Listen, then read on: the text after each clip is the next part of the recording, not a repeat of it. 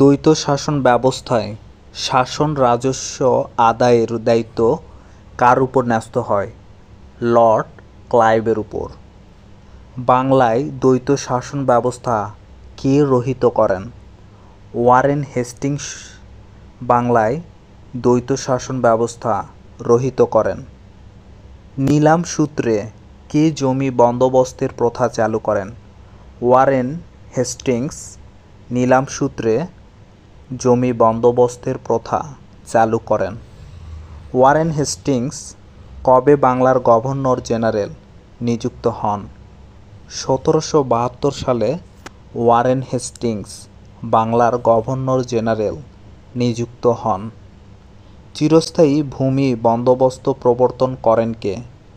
Lord Cornwallis 1793 সালে চিরস্থায়ী ভূমি বন্দোবস্ত প্রবর্তন করেন।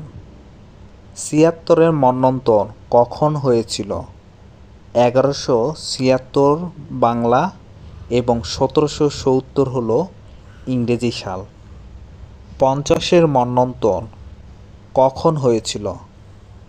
50-এর মন্বন্তর হয়েছিল বাংলা 1750 এবং ইংরেজি সাল হল 1943 সালে।